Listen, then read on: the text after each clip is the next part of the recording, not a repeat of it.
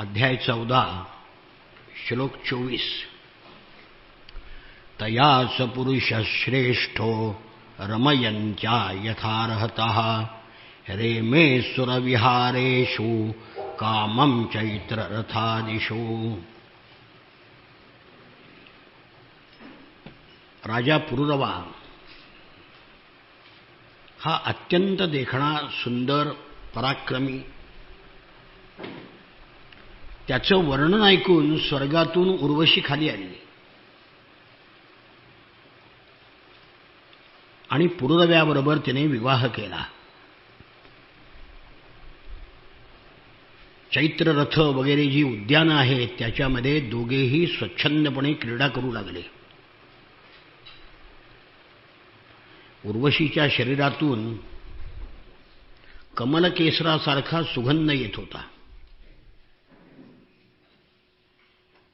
पुरुरव्याने पुष्कळ वर्ष तिच्याबरोबर आनंद विहार केला. तिच्या मुखकमलाच्या सुगंधाने त्याची शुद्ध हरपून जात होती. इकडे स्वर्गामध्ये इंद्राला करमेना. लोक म्हणतात देव असे कसे. अहो, देव आपल्याला व्हायचं नाही, आपल्याला संत व्हायचं आहे. देव आपला आदर्श नाही, कळलं का? कारण देव ही भोगयोनी आहे. देव ही भोगयोनी आहे. ऋषी सुद्धा भ्रष्ट झाले, पण आमचे एकही संत आमचा भ्रष्ट झाला नाही. झालाय का? म्हणून आपल्याला संत व्हायचं आहे, आपल्याला ऋषी व्हायचं नाही आणि देव तर मुळीच व्हायचं नाही, कळलं का? मग इंद्राने गंधर्वाला पाठवलं, उर्वशीला घेऊन या म्हणले. मग या दोन अटी उर्वशीनं पुरुरव्याला घातल्या होत्या, त्या मोडल्यानंतर ती येईल म्हणले, तर मोडू वाटल्या. मध्यरात्रीच्या घोर अंधाराच्या वेळी गंधर्व गेले आणि जे उर्वशीचे दोन मेंढे राजाला सांभाळायला दिले होते ते त्यांनी चोरून नेले. पुत्रासमान असलेल्या दोन मेंढ्यांना गंधर्व घेऊन चालले असताना त्यांचं ओरडणं उर्वशीने ऐकलं. राजा झोपला होता. स्वतःला वीर समजणाऱ्या पण नपुसकासारख्या असणाऱ्या भित्र्या माणसाला मी माझा पती केला म्हणून माझा घात झाला. लुटारूंनी माझ्या मुलांना, म्हणजे मेंढे म्हणजे तिची मुलं, काय आहे या सौंदर्य सम्राज्ञी मूर्ख असतात. जेवढ्या सुंदर बायका त्यांची डोकी रिकामी असतात. कारण सौंदर्य आणि बुद्धिमत्ता एकत्र राहत नाही, असं आहे. माझ्या मुलांना पळवून नेलं. पहा ना, हा दिवसा तेवढा मर्द असतो आणि रात्री स्त्रियाप्रमाणे झोपून राहतो. हत्तीवर अंकुशाने प्रहार करावा तसं उर्वशीने आपल्या वाग्बाणाने राजाला घायाळ केलं. राजा संतापला आणि तशाच अवस्थेमध्ये अंगावर कपडे नसताना तलवार घेऊन त्या मेंढ्यांच्या मागे धावत सुटला. उर्वशी त्याच्या मागोमाग. मग थोडं गावाच्या बाहेर गेल्यानंतर गंधर्वाने काय केला, काजव्याचा प्रकाश टाकला त्याच्यावर. विजा चमकायला लागल्या, काजव्याचे प्रकाश टाकले आणि मग राजाचं ते जे दर्शन व्हायला नको होतं ते उर्वशीला झालं. दुसरी अट मोडली. म्हणून लगेच ती त्याला सोडून निघून गेली. राजा अतिशय खिन्न झाला, शोकविव्हल झाला, वेड्याप्रमाणे इकडे तिकडे हिंडू लागला. एके दिवशी कुरुक्षेत्रामध्ये सरस्वती नदीच्या काठावर त्याला उर्वशी आणि तिच्या 5 मैत्रिणी दिसल्या. तेव्हा तो उर्वशीची प्रार्थना करू लागला की थांब, आज तरी मला सुखी केल्या वाचून जाऊ नकोस. मला तू का लांब फेकून दिलं आहेस? माझं सुंदर शरीर आता इथे पडेल, लांडगे त्याला खाऊन टाकतील. तू थांबली नाहीस तर मी मरून जाईन. उर्वश्युवाच मामृथा पुरुषोऽसि त्वं मास्मत्वाद्युर्वृका इमे क्वापि सख्यं न वै स्त्रीणां वृकाणां हृदयं यथा. राजा, अरे असा मरू नकोस, पुरुषासारखा पुरुष आहेस आणि लांडग्यानी खाऊन टाका असं म्हणतोस. अरे स्त्रियांची कोणाशीही कधीही मैत्री नसते. स्त्रियांचं अंतःकरण आणि लांडग्यांचं अंतःकरण सारखंच क्रूर असतं. स्त्रिया निर्दय, क्रूर, असहनशील, धाडशी, थोड्या स्वार्थासाठी सुद्धा विश्वास संपादन करून आपल्या भावाला, पतीला सुद्धा मारतात. जिथे जिथे स्त्री निंदा आहे ती वाईट स्त्रियांची आहे, लक्षात घ्या. हे सगळ्या स्त्रियाला लागू नाहीये, वाईट स्त्रियांचं वर्णन आहे. आणि वाईट स्त्रिया किती, हजारामध्ये 10-5 जास्त, शेकडा एखादं. आणि पुरुषाचं उलट आहे, हजारामध्ये 900 पुरुष बाद असतात. पुरुषात आणि स्त्रियात हा फरक आहे. तेव्हा तू माझ्याकरता मुळीच शोक करू नकोस. स्त्रिया खोटा विश्वास दाखवून फसवतात आणि मग कुलटाने स्वैर बनतात. तेव्हा हे राजा, 1 वर्षानंतर तू माझ्याबरोबर 1 रात्र संगतीमध्ये राहशील आणि तुला आणखी मुलं होतील. उर्वशी गर्भवती होती हे जाणून राजा राजधानीला परत आला. तोपर्यंत उर्वशी एका वीरपुत्राची माता झाली होती. उर्वशीबरोबर तो 1 रात्र राहिला. पुन्हा विरह दुःखाने दीन झाला. तेव्हा उर्वशी म्हणाली, तू या गंधर्वाची स्तुती कर, म्हणजे हे मला तुझ्याकडे सोपवतील. मग गंधर्वाची राजाने, पुरुरवा राजाने गंधर्वाची स्तुती केली. त्या स्तुतीने गंधर्व प्रसन्न झाले आणि त्याला एक अग्निस्थाली दिली. ती उर्वशी असं समजून ते त्यांनी हृदयाशी धरलं आणि एका वनातून दुसऱ्या वनामध्ये भटकू लागला. जेव्हा सावध झाला तेव्हा ते पात्र वनातच टाकलं आणि महालामध्ये परतला. उर्वशीचं ध्यान करीत राहिला. तेव्हा जेव्हा त्रेतायुग सुरू झालं तेव्हा त्याच्या हृदयात 3 वेद प्रकट झाले. जिथे ती अग्निस्थाली टाकली होती तिथे तो गेला. त्या ठिकाणी शमीवृक्षातून एक पिंपळाचा वृक्ष उगवला होता.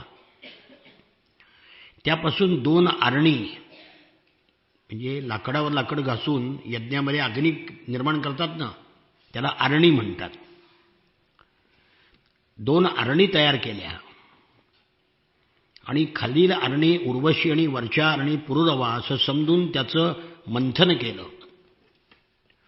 त्यातून जातवेद नावाचा अग्नी प्रगट झाला.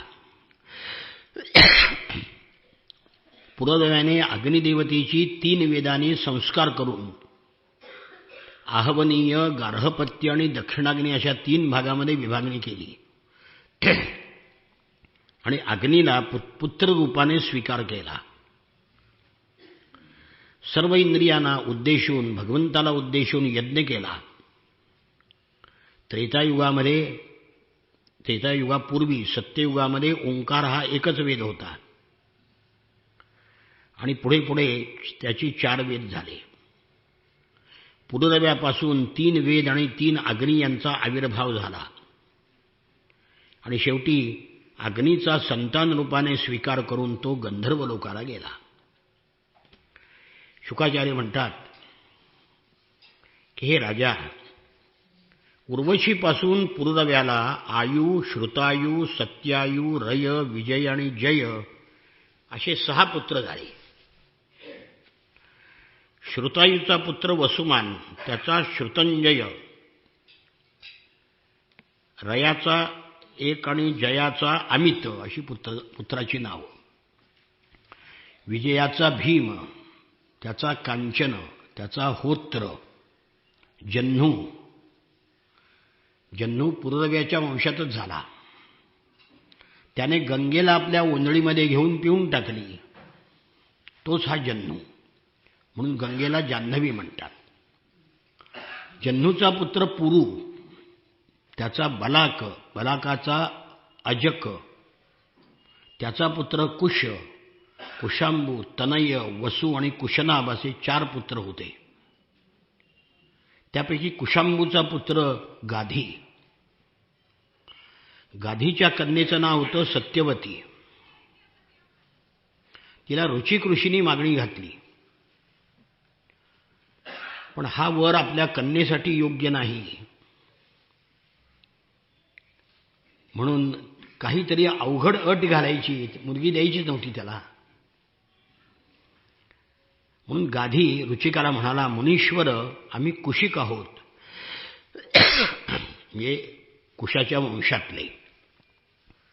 आमच्या कन्येसाठी मला 1000 घोडे शुल्क रूपाने द्या. आणि ते कसे? शरीर पांढरं, एक कान काळा, अश्वमेधाला असा घोडा लागतो. आपल्या बार्शीच्या काळे गुरुजींनी तसा घोडा आणला शोधून. त्याने अश्वमेध यज्ञ केला ना वर्षभर बार्शीला. पंढरपुराला तो घोडा, त्याने बरोबर अश्वमेधाचा घोडा शास्त्रात जसा सांगितला आहे तसा शोधून आणला. 1000 घोडे मला आणून दे.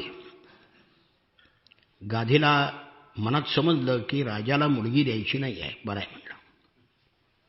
तो वरुणाकडे गेला आणि वरुणाची प्रार्थना करून ते घोडे त्याने आणले आणि राजाला दिले.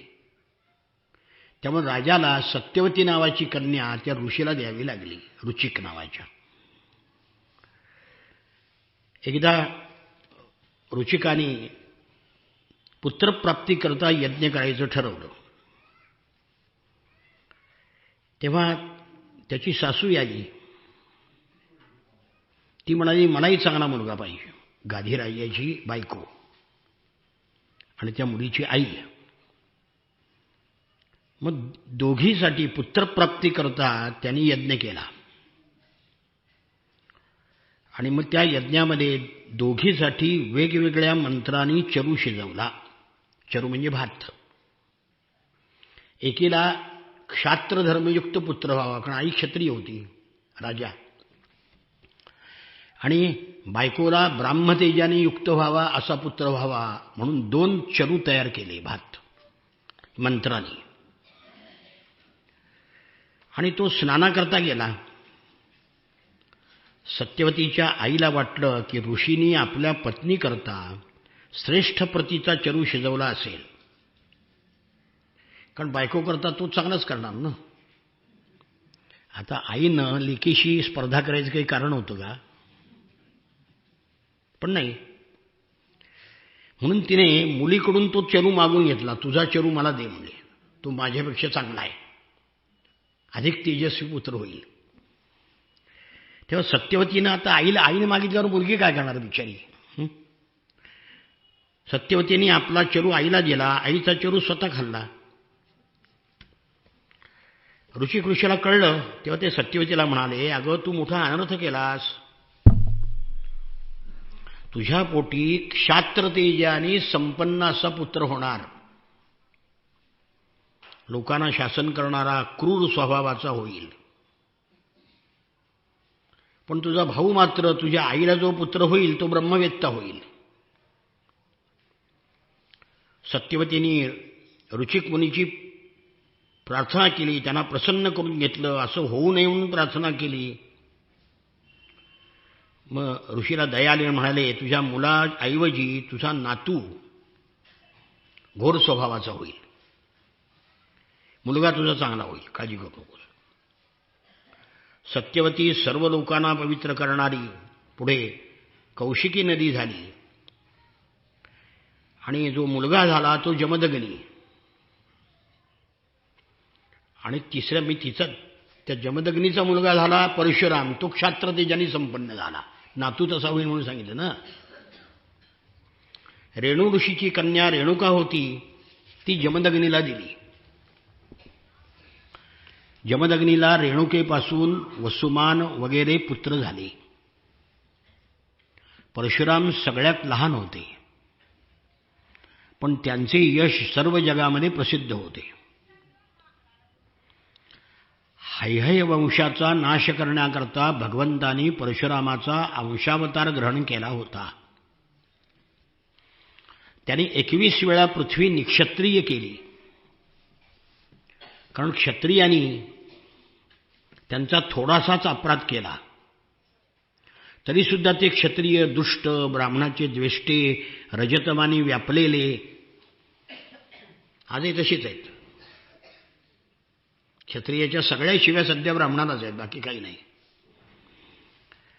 पृथ्वीला भारभूत झाले होते म्हणून त्यांचा नाश करून भार उतरवला. परीक्षिताने विचारले की परशुरामाचा क्षत्रियांनी असा कोणता अपराध केला होता की वारंवार त्यांनी क्षत्रियांचा संहार केला. तेव्हा शुकाचार्य म्हणाले, त्यावेळी हैहय वंशाचा अधिपती अर्जुन होता. त्याला 1000 हात होते म्हणून त्याला सहस्रार्जुन म्हणतात. कळगा, तो श्रेष्ठ क्षत्रिय होता, दत्तात्रेयाचा भक्त होता आणि दत्तात्रेयाकडून त्यांनी 1000 हात मागून घेतले होते. शत्रूपासून मला पराजय होणार नाही असा वर मागून घेतला होता. त्याचं इंद्रियाचं अबाधित बळ, अतुल संपत्ती, तेजस्विता, वीरता, कीर्ती, शारीरिक बळ हे सगळं सर्वश्रेष्ठ होतं. तो योगेश्वर होता, सर्व सिद्धी प्राप्त झाल्या होत्या, सर्वत्र विहार करीत होता. एकदा गळ्यामध्ये वैजयंतीमाळ घालून तो सहस्रार्जुन आपल्या सुंदर स्त्रियासह नर्मदा नदीमध्ये जलविहार करीत होता. आपल्या 1000 हातांनी त्यांनी नर्मदेचा प्रवाह अडवला. सहस्रार्जुनाच्या सामर्थ्याने नदीचा प्रवाह उलट दिशेला वाढू लागला. रावण एक त्याच्या काठावर शिवलिंगाची पूजा करत बसला होता. पाणी वाढल्यामुळं त्याची पूजा वाहून गेली. त्याला ते सहन झालं नाही म्हणून तो सहस्रार्जुनावर चालून गेला. सहस्रार्जुनाने एखाद्या माकडाला पकडावं असं रावणाला पकडलं. स्त्रियांच्या देखत आणि पिंजऱ्यामध्ये कैद केलं. नंतर पुलस्त्य ऋषींनी प्रार्थना केल्यावरून मग सोडून दिले त्याला. रामाच्या अगोदर रावणाचे दोघांनी पराभव केले, एक वालीने आणि एक सहस्रार्जुनाने. वालीने त्याला बखोट्याला मारून पृथ्वीप्रदक्षिणा घातली. म्हणून मरताना रामाला म्हणाला ना, अरे सीता तुला पाहिजे होती, मला सांगायचं, त्या रावणाला पकडून तुझ्या पुढे आणलं असतं म्हणणं. मी सुग्रीवाला काय सांगितलंस तू, कारण तो महाबलाढ्यच होता. एके दिवशी सहस्रबाहू अर्जुन शिकार करण्याकरता जंगलामध्ये गेला आणि जमदग्नीच्या आश्रमात पोहोचला. जमदग्नीने सहस्रार्जुन आणि त्याचे सर्व सैनिक यांची उत्तम व्यवस्था केली. बघितलं त्याने की जमदग्नीचं ऐश्वर आपल्यापेक्षा मोठं आहे. त्यांनी विचारलं, इतक्या लोकांची तुम्ही सोय कशी केलीत? ते म्हणजे माझ्यापेक्षा कामधेनू आहे. त्यामुळं त्याच्या मनामध्ये मत्सर निर्माण झाला. ब्राह्मणाचं वैभव पाहिलं की क्षत्रियाच्या मनात मत्सर निर्माण होतोच. ब्राह्मणाची शेती पिकायला गेली की आजूबाजूचे सगळे लुटायला तयार असतात. ब्राह्मणाचं शेत कसं काय पिकलं? हा मत्सर रक्तातच आहे, त्याला इलाज नाही काही. म्हणून उर्मटपणाने त्यांनी मुनीची कामधेनू बळेच नेण्याची आज्ञा केली. कामधेनूला वासरासह सगळे बळजबरीने महिष्पती नगरीला घेऊन गेले. ते निघून गेल्यावर परशुराम आले. त्याला कळलं की सहस्रार्जुनाने आपल्या वडिलांचा अपमान केला आणि बळजबरीनं कामधेनू घेऊन गेला. भयंकर आपला परशु, बाणाचा भाता, ढाल आणि धनुष्य घेऊन तो सहस्रार्जुनावर चालून गेला. सहस्रार्जुन नुकताच नगरामध्ये प्रवेश करीत होता. त्यांनी पाहिलं की परशुराम वेगाने आपल्याकडे धावत येत आहे. त्यांनी हातामध्ये शस्त्र घेतली. इकडे पाहिलं की त्यांनी हातामध्ये परशु घेतला होता. जटा सूर्यकिरणाप्रमाणे चमकत होत्या.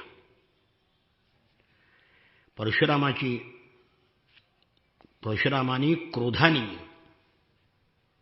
त्याच्या सगळ्या सेनेचा नाश करून टाकला. जिथे जिथे परशुचा प्रहार करत होता तिथे तिथे वीरांचे हात, मांड्या, खांदे तुटून जमिनीवर पडत होते. सहस्रार्जुनाने पाहिलं की आपले सैनिक मरायला लागलेले आहेत, तुकडे तुकडे व्हायला लागलेत. तो स्वतः युद्ध करण्याकरता समोर आला. आपल्या 1000 हातांनी त्यापैकी 500 हातांनी धनुष्य घेतली, 500 हातांनी बाण लावले आणि परशुरामाला सोडले. पण परशुराम सर्व अस्त्र धारण करण्यामध्ये अग्रगण्य होते. आपल्या धनुष्याने सर्व बाणांना तोडून टाकले. मग सहस्रार्जुन पहाड झाडं उपटून युद्ध करायला लागला. त्याचाही परशुरामाने नाश केला आणि त्याचे साप तोडून टाकावे तसे हात तोडून टाकले. सगळे हात तुटल्यानंतर सुद्धा परशुरामाने पर्वताच्या शिखरासारखं असलेलं त्याचं उंच मस्तक धडापासून वेगळं केलं. सहस्रार्जुनाला मारल्यानंतर 10,000 पुत्र भिवून पळून गेले. शत्रूचा नाश करणाऱ्या परशुरामाने मग वासरासह कामधेनू परत आणली. ती कामधेनू दुःखित झाली होती. आश्रमामध्ये आणून वडिलांच्याकडे सोपवलं आणि सांगितलं की युद्धामध्ये काय काय पराक्रम केला. पण हे ऐकून जमदग्नीने परशुरामाचा अभिनंदन केलं नाही. ते म्हणाले, महावीरा परशुरामा, तू मोठं पाप केलंस. कारण सर्व देवमय राजा आहे, तू विनाकारण त्याचा वध केलास. अरे लहानशा अपराधाकरता एवढा मोठा दंड दिलास. आपण ब्राह्मण आहोत, क्षमा करण्यामुळे आपण पूजनीय आहोत. एवढंच काय, सर्वांचे पितामह ब्रह्मदेव सुद्धा क्षमेच्या बळावर ब्रह्मपदाला प्राप्त झाले आहेत. क्षमेमुळे ब्राह्मणाचे तेज सूर्याच्या प्रभेप्रमाणे चमकते आहे. क्षमावान लोकावर भगवान प्रसन्न होतात.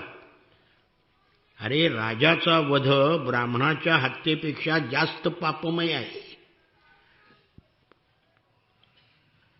आता भगवंताचं स्मरण करीत करीत तू वर्षभर तीर्थयात्रा कर आणि हे पाप धुवून टाक.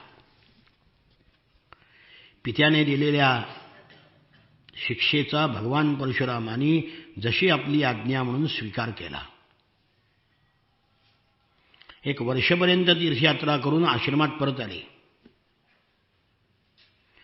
एकदा परशुरामाची आई रेणुका गंगेवर गेली होती. तिथे गंधर्वराज चित्ररथ कमलपुष्पाची माला घालून अप्सरासह विहार करीत होता. जलक्रीडा करत असलेल्या गंधर्वाची ती क्रीडा पाहत उभा राहिली. म्हणजे वाईट दृश्य पाहायला नको होतं ते पाहिलं. दुसऱ्या एका पुराणामध्ये असं आहे की ती राजकन्या होती ना, तिच्या मनामध्ये नुसतं आलं की आपलंही लग्न एखाद्या राजपुत्राबरोबर झालं असतं तर आपल्यालाही अशी क्रीडा करता आली असती. हवनाची वेळ टळून गेली. महर्षी जमदग्नी आता आपल्याला शाप देतील म्हणून ती भयभीत झाली आणि घाईघाईनं आली आणि पाण्याचा कलश महर्षीच्या समोर ठेवून हात जोडून उभा राहिली. आपल्या पत्नीनं मानसिक व्यभिचार केला. काही नाही, वाईट दृश्य पाहिलं की हा व्यभिचार झाला. आम्ही अहोरात्र पाहतोय टीव्हीवर. किती मानसिक व्यभिचार आहे आपला. आणि मग क्रोधाने जमदग्नी म्हणाली, मुलानो, तुमची आई व्यभिचारिणी पापिणी आहे, ज्याला ठार मारा. पित्याच्या आज्ञेनुसार कोणीही काही करेना. परशुरामाने विचार केला, वडील संतापलेले आहेत, आपण आज्ञा नाही पाळली तर सगळ्यालाच मारून टाकतील. त्यापेक्षा वडिलाची आज्ञा पाळू आणि ते प्रसन्न झाल्यावर आईला जिवंत करू. म्हणून परशुरामाने मातेसह सर्व भावांना मारून टाकलं. कारण पित्याचं योगसामर्थ्य आणि तपश्चर्येचा प्रभाव चांगल्या रीतीनं जाणत होते. आज्ञा पाळल्यामुळे जमदग्नी संतुष्ट झाले, प्रसन्न झाले. पुत्रा, तुझी इच्छा असेल तसा वर माग. परशुराम म्हणाले, ठीक आहे, तात माझी आई आणि सर्व बंधू जिवंत होत आणि मी मारलं आहे हे त्यांच्या स्मरणात राहू देऊ नका, लक्षात राहता कामा नये, आठवण सुद्धा उरू दये. झोपेतून उठावेत तसे सहजासहजी उठून उभा राहिले. परशुरामांनी आपल्या पित्याचे तपोबल जाणून आपल्या मातेचा आणि भावाचा वध केला होता, मुद्दाम नाही. आता सहस्रार्जुनाचे जे पुत्र होते ते परशुरामाकडनं पराभव पत्करून पळून गेले होते. पण वडिलांचा वध परशुरामाने केला म्हणून सुडा करता ते तडफडत होते. एकदा परशुराम आपल्या भावासह बाहेर वनामध्ये गेले होते. ही संधी साधून सूड उगवण्याकरता सहस्रार्जुनाची मुलं त्या ठिकाणी आली. जमदग्नी होमशाळेमध्ये भगवंताचं चिंतन करण्यामध्ये मग्न होऊन गेले होते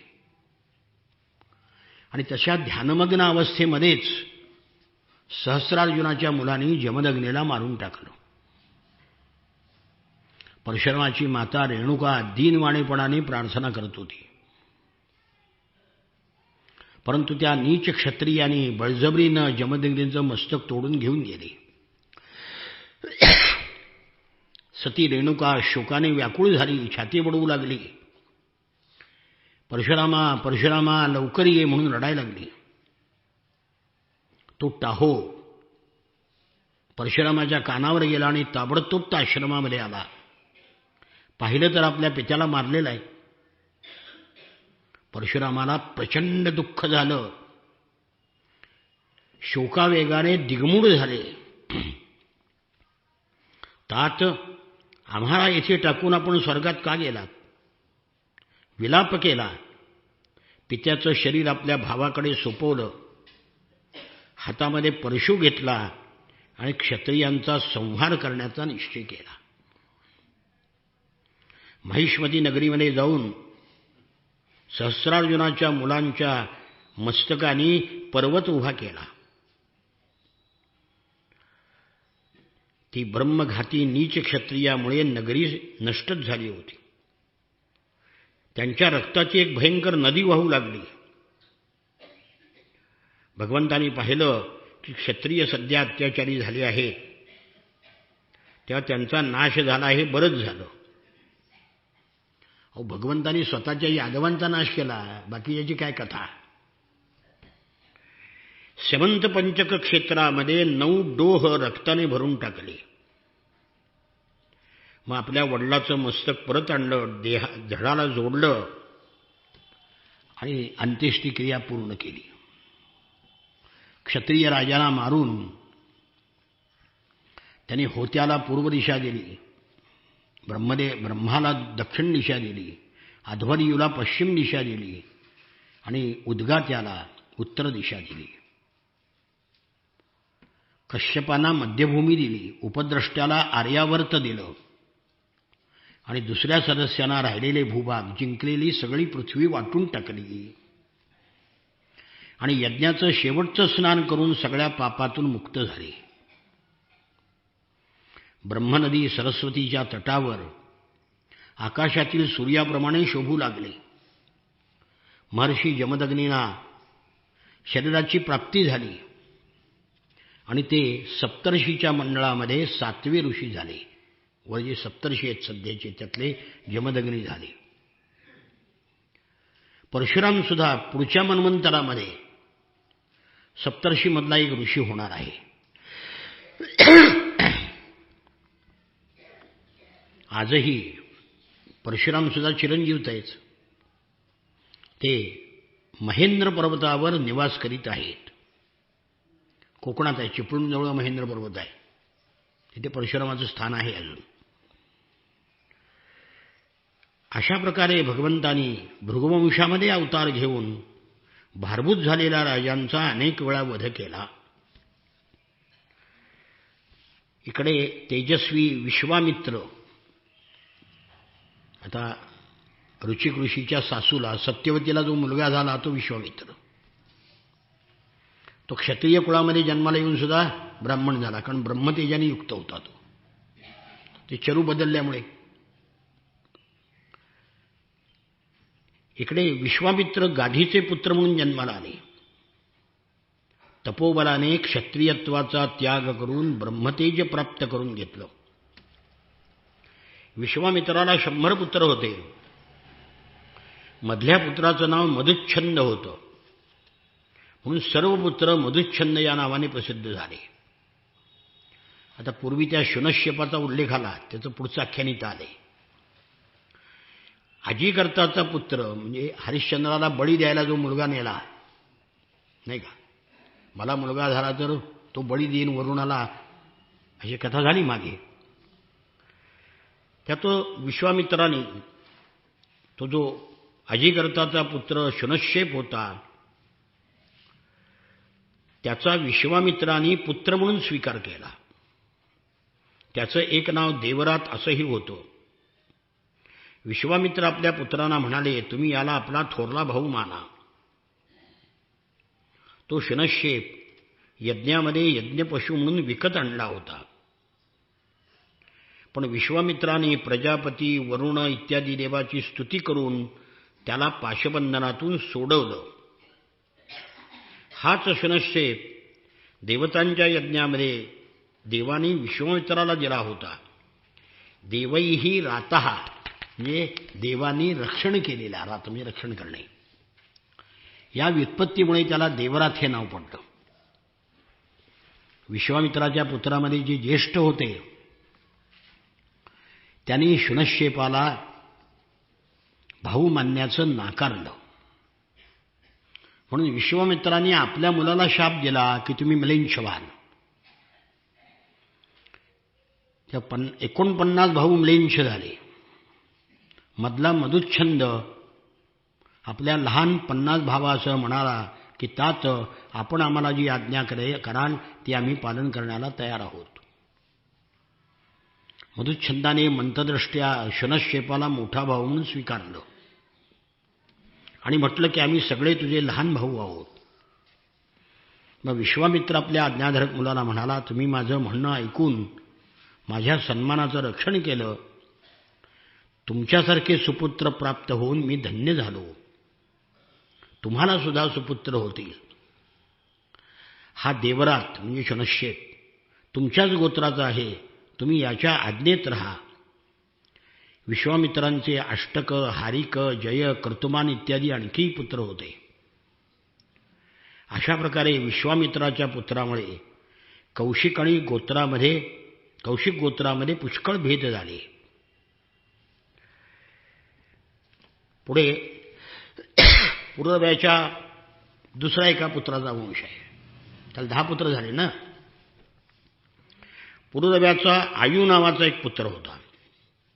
त्याला नहुष, क्षत्रवृद्ध, रजी, रंभ, आनेना असे 5 पुत्र झाले. आता क्षत्रवृद्धाचा वंश ऐक. क्षत्रवृद्धाला सुहोत्र, त्याला काश्य, कुश आणि गृत्समद असे 3 पुत्र झाले. गृत्समदाचा पुत्र शुनक. तो शुनक ऋग्वेदामधला श्रेष्ठ मुनिवर झाला आणि त्याचा मुलगा शौनक हा ऋग्वेदामधला श्रेष्ठ मुनी श्रेष्ठ होता.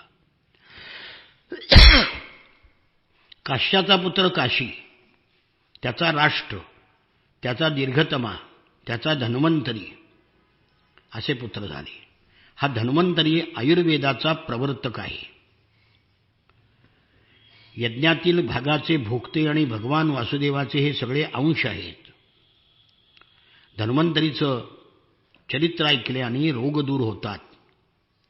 धन्वंतरीला जो पुत्र झाला तो केतुमान, केतुमानाचा भीमरथ, त्याचा देवोदास, पुढे द्युमान, शत्रुजित, तध्वजन, कुवलयाश्व या नावाने तो प्रसिद्ध आहे. द्युमानाचंच अलर्क वगैरे पुत्र होते. अलर्काखेरीज दुसऱ्या कोणत्याही राजाने 66,000 वर्ष तारुण्यावस्थेमध्ये राहून पृथ्वीचं राज्य उपभोगलेलं नाही, हे वैशिष्ट्य. अलर्काचा पुत्र झाला संतती, त्याचा सुनीथ, त्याचा सुकेतन, त्याचा धर्मकेतू, त्याचा सत्यकेतू, पुढे धृष्टकेतू, सुकुमार, वीतिहोत्र, भर्ग, भार्गभूमी हे राजे झाले.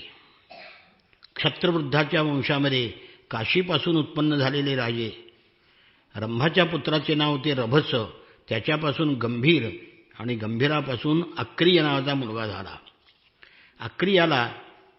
अक्रियाच्या पत्नीपासून ब्राह्मणाचा वंश चालू झाला. आता आनेन याचा वंश आहे. आनेनाचा पुत्र होता शुद्ध, त्याचा शुची, त्याचा त्रिककूद आणि त्याचा धर्मसारथी, त्याचा पुत्र शांतरय. तो आत्मज्ञानी होता, कृतकृत्य झाला. त्यानंतर रजीचे अत्यंत तेजस्वी असे 500 पुत्र होते. देवाची प्रार्थना करून रजीने दैत्याचा वध करून स्वर्गाचं राज्य मिळवलं. परंतु आपल्या प्रल्हाद इत्यादी शत्रूपासून भीत असल्यामुळे ते स्वर्गाचं राज्य पुन्हा रजीला परत दिलं. त्याचे पाय धरून रक्षणाचा भार त्याच्यावर सोपवला. रजीचा मृत्यू झाला तेव्हा इंद्राने मागणी करून सुद्धा रजीच्या पुत्रांनी स्वर्गाचं राज्य त्याला परत दिलं नाही आणि स्वतः यज्ञातील भाग ग्रहण करू लागले. तेव्हा इंद्राच्या विनंतीवरून गुरु बृहस्पतीने अभिचार विधीनं हवन केलं आणि ते धर्ममार्गापासून भ्रष्ट झाले. तेव्हा इंद्राने त्या सर्व पुत्रांना मारून टाकले. त्यापैकी कोणीही जिवंत राहिला नाही. क्षत्रवृद्धाचा नातू कुश, त्याचा प्रतीपासून संजय, त्यापासून जय याचा जन्म झाला. जयापासून कृत, पुढे हर्यवन, हर्यवनापासून सहदेव, पुढे हीन, जयसेन, संकृती, महारथी, महारथी जय असे क्षत्रवृद्धाच्या वंशपरंपरेमध्ये राजे झाले. आता नहुषाचा वंश तुला सांगतो, ऐक. नहुषाला यती, ययाती, संयाती, आयाती, वियती आणि कृती असे 6 पुत्र होते. ज्येष्ठ पुत्र यतीला नहुष राज्य देऊ इच्छित होता, पण तो विरक्त होता. त्यावर राज्य नको म्हणाला. राज्य चालवण्याचा परिणाम तो जाणत होता की जो राज्यकारभारामध्ये अडकतो तो आत्मस्वरूपाला विसरतो. तेव्हा यतीच्या ऐवजी नहुषाला राज्य मिळालं. पुढे इंद्रपत्नी शची हिच्या सहवासाची इच्छा केल्यामुळं नहुषाला ब्राह्मणांनी इंद्रपदापासून पदच्युत केलं, त्याला अजगर बनवलं. तेव्हा राजसिंहासनावर ययाती बसला. इंद्राने ब्रह्महत्या केली त्या वृत्रासुराची, मागे नाही. त्यावेळेला तो मानस सरोवरामध्ये कमळाच्या याच्यामध्ये वायुरूपाने 1000 वर्ष राहिला, असं मागे येऊन गेलं तृतीय स्कंदामध्ये. तर त्या 1000 वर्षामध्ये नहुष इंद्र झाला आणि इंद्र झाल्यावर त्याला इंद्राची पत्नी शची हिची अभिलाषा झाली. म्हणून पालखीतून तो निघाला आणि पालखी ऋषीमुनींच्या खांद्यावर दिली.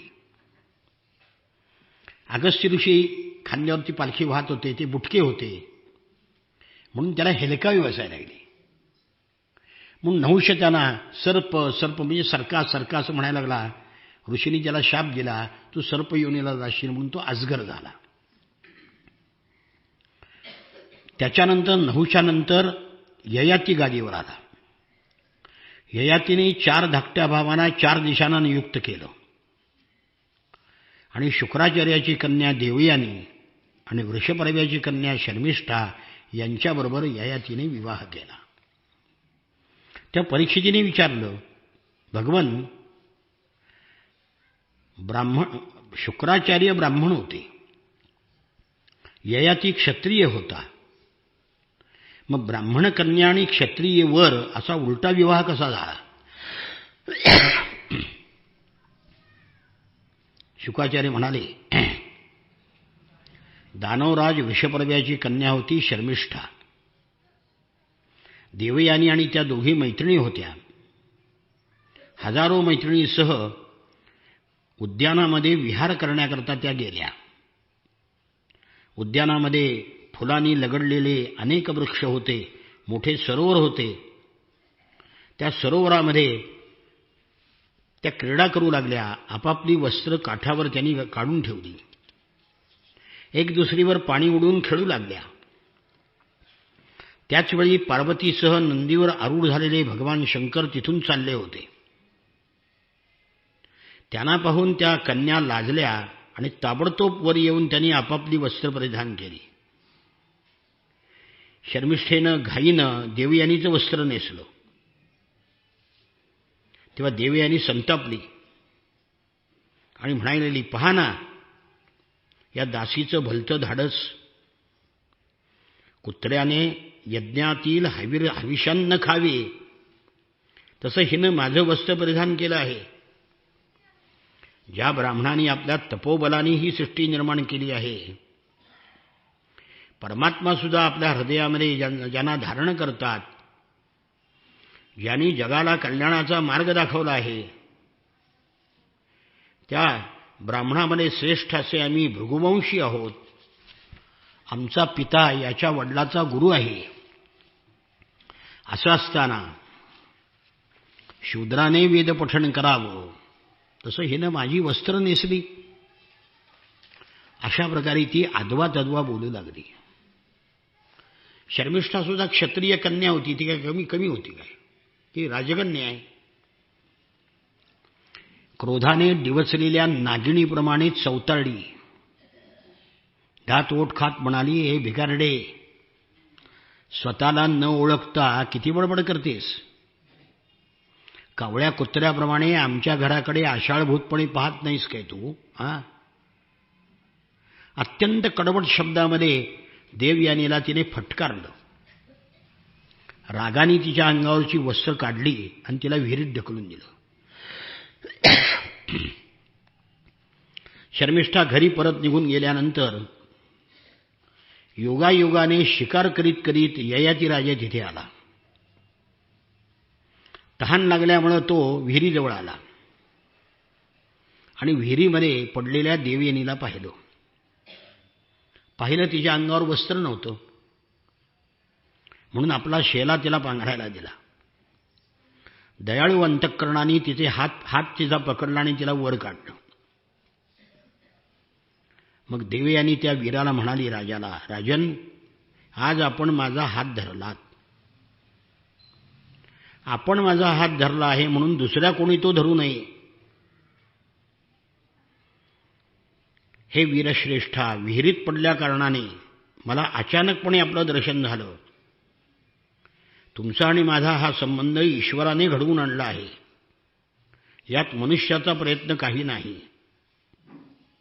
हे वीरश्रेष्ठा, पूर्वी बृहस्पतीचा पुत्र कच यांनी मला शाप दिला होता की कोणीही ब्राह्मण कुमार तुझ्याशी लग्न करणार नाही. तेव्हा तू क्षत्रिय आणि मी ब्राह्मण, हा विवाह कसा होईल तुला पण प्रारब्धानेच आपल्याला हा विवाह घडवून आणलेला आहे. पहिल्यांदा ययातीला शास्त्रविरुद्ध असल्यामुळे हा विवाह संबंध मान्य नव्हता. पण तरीसुद्धा देवयानीच्या सौंदर्याकडे त्याचं मन आकर्षित होत होतं. एक मन म्हणत होतं अरे योग्य नाही. तेव्हा त्यांनी सांगितलं की तुझ्या वडिलांनी जर संमती दिली तर मी तुझ्याशी विवाह करीन. ययाती निघून गेला. देवयानी वडिलाकडे आली. शर्मिष्ठेने ज्या ज्या शिव्या दिल्या त्या सगळ्या तिखट मीठ लावून सांगितल्या. पुन्हा शुक्राचार्य संतापले. आपल्या पौरोहित्याची निंदा करू लागले.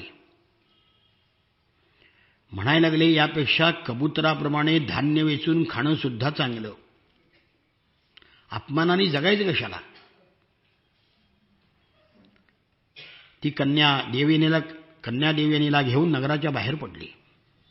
राज्य सोडून निघाले. वृषपर्व्याला हे समजलं की गुरु शत्रूला जाऊन मिळू नये जाता, कारण सगळा विजय सगळं राज्य त्यांच्या संजीवनी विद्येमुळे होतं. म्हणून त्यांना प्रसन्न करण्याकरता रस्त्यातच वृषपर्व्यानी गाठलं आणि साष्टांग नमस्कार घातला. शुक्राचार्यांचा क्रोध तात्कालिक होता. ते म्हणाले राजा, देवयानी माझी एकुलती एक मुलगी आहे, मी तिला सोडू शकत नाही, तिची समजूत काढ. ती म्हणाली तर मी परत येतो. वृषप्रभा ठीक आहे म्हणाला आणि देवयानीला सांगितलं. देवयानी म्हणाली, तिने मनोगत सांगितलं की वडील मला जेथे देतील आणि मी जेथे जेथे असेन तेथे तेथे शर्मिष्ठेने आपल्या सखासह माझ्या सेवेसाठी येऊ द्या, म्हणजे माझी दासी व्हावं. आपल्या परिवारावर राज्यावर आलेलं संकट हे शर्मिष्ठेनं जाणलं आणि अपमानकारक अटी होत्या तरी सुद्धा तिने आपल्या देशाच्या भल्याकरता कल्याणाकरता मान्य केल्या आणि 1000 दासीसह सेवा करू लागली. शुक्राचार्यांनी देवयानीचा विवाह ययातीबरोबर लावून दिला. शर्मिष्ठेला दासी म्हणूनही देऊन टाकलं आणि सांगितलं राजा, हिच्याबरोबर कधी शय्येवर एकांतामध्ये बसू नकोस, कारण ती राजकन्या ती अत्यंत सुंदर होती. तेव्हा यातून काहीतरी धोका आहे त्याला माहीतच होतं. थोड्याच दिवसांनी देवयानी पुत्रवती झाली आणि माहेरी गेली. त्या काळामध्ये शर्मिष्ठीने ऋतुकाळामध्ये ययाती राजाकडे सहवासाची विनंती केली. शर्मिष्ठेने पुत्रासाठी केलेली प्रार्थना धर्माशी सुसंगतच होती. शुक्राचार्यांशी वचन दिलं होतं की मी हिच्याशी संबंध ठेवणार नाही. असं असूनही प्रारब्धावर भरवसा ठेवून त्यांनी शर्मिष्ठेबरोबर संबंध केला.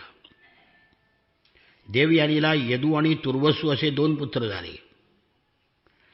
शर्मिष्ठेला द्रुह्यू, अनु आणि पुरू असे 3 पुत्र झाले. देवयानीला जेव्हा समजलं की शर्मिष्ठेला आपल्या पतीपासून पुत्र झाला आहे, त्या रागाने झळफळत झळफळत ती आपल्या वडिलाकडे गेली. ययातीने गोड शब्दाने तिची समजूत घालायचा प्रयत्न केला, पण तिने ऐकलं नाही. ती ताड ताड निघाली. ययाती तिच्या मागूनच गेला. मन वळवू लागला, पण ते शक्य झालं नाही. शुक्राचार्यांना सांगितल्यावर तेही संतापले. ते म्हणाले, शुक्रस्तमाह कुपिताः स्त्री कामान ऋतपुरुष त्वां जरा विशतां मंद विरूपकरणी नृणाम.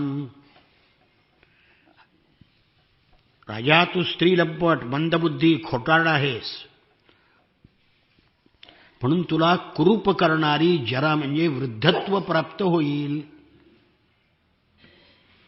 ययाती म्हणाला, ब्रह्मन, तुमच्या कन्येबरोबर विषय भोगून सुद्धा मी अजून तृप्त झालो नाही. तुम्ही तुमच्या मुलीचंच अनिष्ट केलं. मी म्हातारा झालो म्हणजे मुलीचा संसार मोडलात तुम्ही. यावर शुक्राचार्य म्हणाले, ठीक आहे. काय जावाई किती जरी नालायक असला तरी सासऱ्याला काही इलाज नसतो ना. मारता येत नाही मुली करता आणि दुसरं काही करता येत नाही. कारण काही जर केलं तर मुलीचा भांडण सगळं काय, मुलगी आपल्याशी भांडते. शुक्राचार्य म्हणाले, ठीक आहे. तुला म्हणले मी वर देतो की जो कोणी तुला आपलं तारुण्य देईल आणि त्याच्या बदल्यात वृद्धत्व घेईल तर तुला तसं करता येईल. शुक्राचार्यांनी जेव्हा हा उशाप दिला तेव्हा ययातीने आपला ज्येष्ठ पुत्र यदू याला विनंती केली, मुला तुझं तारुण्य मला दे आणि तुझ्या आजोबांनी दिलेलं म्हातारपण तू घे.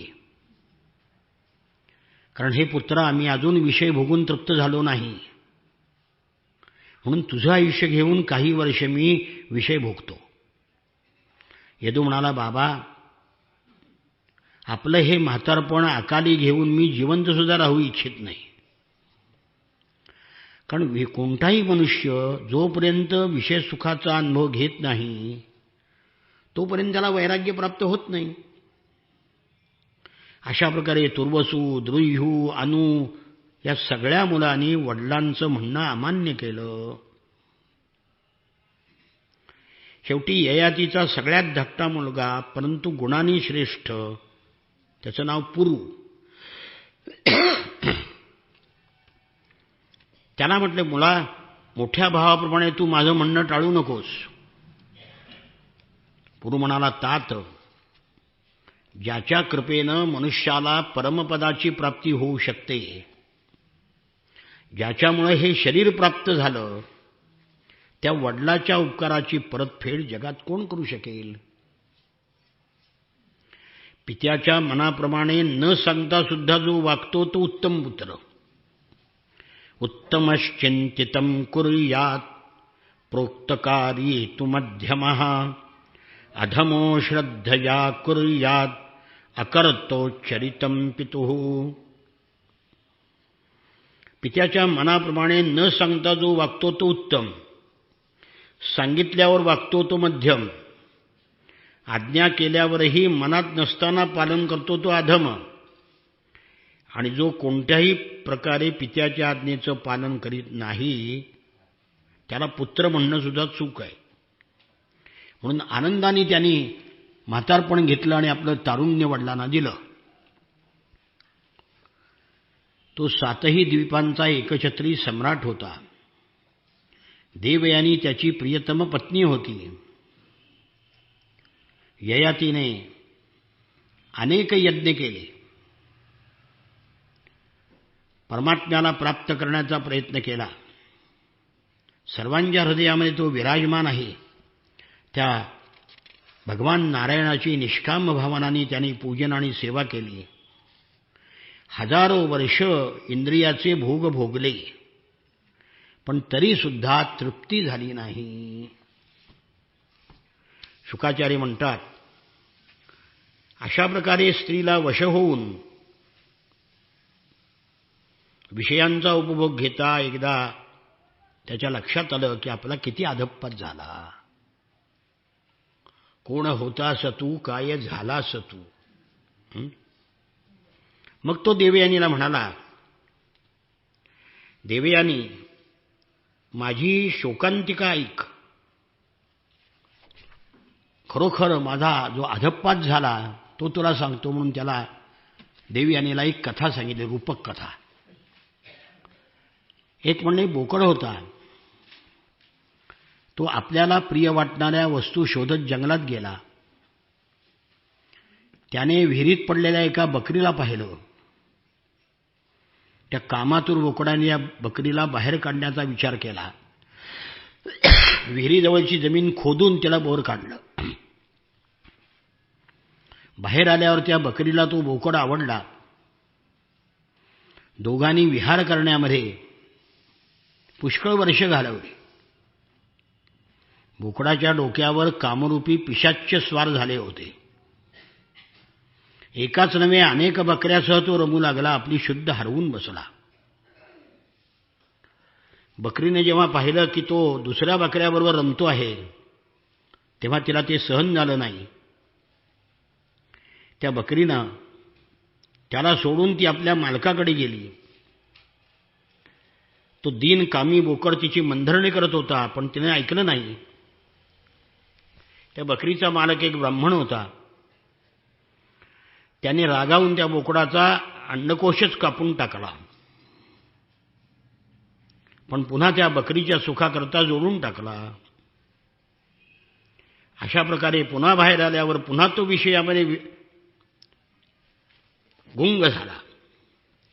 अजूनही तो तृप्त होत नाही. देवयानी तथाहं कृपणः शुभ्रो भवत्या प्रेमयंत्रितः आत्मानं नाभिजानामि मोहितस्तव मायया. त्या बोकडासारखी माझी अवस्था झाली म्हणलं. प्रेमपाशामध्ये बांधला जाऊन मी दीन झालो आहे. मी स्वतःला विसरलो आहे. या पृथ्वीवर जितके म्हणून तांदूळ, जव, धान्य, सुवर्ण, पशु, स्त्रिया आहेत, ते सर्व मिळालं तरी सुद्धा कामग्रस्त माणसाला संतुष्ट करू शकत नाहीत. न जातु कामः कामानाम् उपभोगे न शाम्यति हविषा कृष्णवर्त्मैव भूय एवाभिवर्धते. विषय भोगल्याने भोगवासना कधी शांत होत नाही. उलट तुपाने जशी आग भडकते, तसं भोग घेतल्याने वासना अधिकच भडकतात. या एका श्लोकावर प्रख्यात साहित्यिक वि. स. खांडेकर यांनी ययाती नावाची कादंबरी लिहिली. अप्रतिम कादंबरी आहे. पण ते आमच्या वारकऱ्याला काय इतर काही वाचायचं माहीतच नाही. पुष्कळ इतर साहित्य चांगलं वाचण्यासारखं आहे, ते सगळं वाचावं. त्या प्रस्तावनेमध्ये हा श्लोक दिलाय. खांडेकरांनी ययातीच्या प्रस्तावनेमध्ये हा श्लोक दिलाय. जेव्हा मनुष्य कोणत्याही प्राण्याबद्दल द्वेषभाव ठेवत नाही, समदर्शी होतो, तेव्हा सगळीकडे त्याला सुखच दिसतं. विषयाची इच्छा दुःखाचं उगमस्थान आहे. त्या विषय इच्छेची लोकांना त्याग करणं जमत नाही. शरीर म्हातारं होत जातं, पण इच्छा म्हातारी होत नाही. म्हणून जो आपलं कल्याण इच्छितो त्याने तात्काळ या वासनांचा त्याग केला पाहिजे. वैराग्य शतक नावाचं भर्तृहरीचं एक शतक आहे. 100 श्लोक आहेत. त्यातही वैराग्य कसं निर्माण होईल आणि विषयाच्या मध्ये गुंतल्यानंतर ते कसं मिळत नाही याचे अनेक श्लोक आहेत. म्हणून आपण जिथे वासना निर्माण होईल तिथे कधीही जाऊ नये. पुढचाही श्लोक मुळातला मनुस्मृतीतला आहे, तो इथं आलेला सोन्याच्या अक्षरात लिहा वाचलाय. मात्रा स्वस्रा दुहित्रा वा नाविविक्ता सनो भवेत बलवानिंद्रियग्रामो विद्वांसमपकर्षती. आई, बहीण किंवा मुलीबरोबर सुद्धा एकांतात एका आसनावर बसू नये. कारण इंद्रिय इतकी बलवान आहेत की मोठमोठ्या विद्वानांना सुद्धा विषयाकडे ओढून नेतात. अग्नी आणि तूप एका ठिकाणी ठेवू नये. अग्नीजवळ तूप नेलं की ती वितळणारच, निसर्ग आहे. पण हे महात्मा गांधींना सुद्धा कळलं नाही. एवढा महात्मा ब्रह्मचर्याचे प्रयोग करायला गेले. आपल्या नातीबरोबर नग्न झोपत होते. काय रडायचं आहे महात्म्यापुढं? सगळं संस्कृतीने सांगितलंय. अक्कल नाही का तुम्हाला?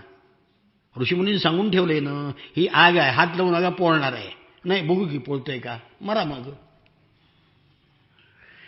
आग पोळती आहे हे प्रत्येकाने अनुभव घ्यायचा का? ज्यांनी सांगितलं त्याचं ऐकावं की. किंवा जाऊ नको तिथं, हात लावू नकोस, आई सांगते ना लावू नका. विषयाचे वारंवार सेवन करीत राजा म्हणतोय, माझी 1000 वर्ष पुरी झाली तरी सुद्धा क्षणाक्षणाला भोग लालसा वाढतच गेली. म्हणून मी आता भोगाच्या वासनेचा त्याग करतो. अंतःकरण परमात्म्यामध्ये ठेवून शीत उष्ण सुखदुःख द्वंद्वाच्या पलीकडे जाऊन अहंकार मुक्त होऊन हरणासह वनामध्ये विहार करीन. इहलोक परलोकाचे भोग मिथ्या आहेत असं समजून त्याचा उपभोग घेऊ नये, त्याचं चिंतनही करू नये. नुसत्या चिंतनाने सुद्धा संसाराची प्राप्ती होऊन आत्मनाश होतो. म्हणून अलिप्त राहून आत्मज्ञानी, अलिप्त जो राहतो तो आत्मज्ञानी होतो. आपल्या पत्नीला असा धर्म सांगून ययातीने पुरूला तारुण्य परत केलं आणि आपलं म्हातारपण परत घेतलं. कारण आता त्याच्या चित्तामध्ये विषय वासना उरली नव्हती. मग त्यांनी आपल्या आग्नेय दिशेकडे दैव्यला राज्य दिलं, दक्षिणेकडे यदूला, पश्चिमेकडे तुर्वसूला, उत्तरेकडे अनुला राज्य दिलं. भूमंडळावरील संपत्तीचा योग्य अशा पुरू नावाच्या आपल्या मुलाला सिंहासनावर राज्याभिषेक केला आणि थोरल्या भावांना त्याच्या स्वाधीन करून अरण्यात निघून गेला. ययातीनं पुष्कळ वर्ष तपश्चर्या केली. पंख फुटल्यावर पक्षी जसं घरटं सोडून नेतो तसं एका क्षणात सगळा त्याग करून टाकला. ययातीनं वनात जाऊन आसक्तीपासून आपली सुटका करून घेतली. आत्मसाक्षात्कारामुळं लिंगशरीर नष्ट झालं. प्रेमळ निर्मळ अशा परब्रह्म वासुदेवामध्ये एकरूप झाला आणि भक्ताला प्राप्त होते ती गती त्याला प्राप्त होती. देवयानीने जेव्हा ही कथा ऐकली तेव्हा तिला असं वाटलं की मला ययाती राजा निवृत्ती मार्गावरून जाण्यासाठी प्रोत्साहन देत आहे. स्त्री पुरुषामध्ये प्रेमामुळे विरह झाल्यावर दुःख होतं, म्हणून मला सावरण्यासाठी त्यांनी ही कथा थट्टेत सांगितली. पाणपोईवर जसं वाटसरू येतात तसं ईश्वराच्या अधीन असणारे बांधव एकत्र येतात. हा मायेचा खेळ आहे. म्हणून सगळ्या आसक्तीचा देवयानीने त्याग केला. मन भगवान श्रीकृष्णामध्ये तन्मय केलं आणि लिंग शरीराचा त्याग केला. ती म्हणाली, नमस्तुभ्यं भगवते वासुदेवाय वेधसे सर्वभूताधिवासाय शांताय बृहते नमः. जगाचे निर्माण करते, सर्वांतर्यामी, सर्वांचे आश्रयरूप, सर्वशक्तिमान अशा भगवान वासुदेवाला नमस्कार असो. जे परमशांत आणि अनंत तत्व आहे त्याला मी नमस्कार करते.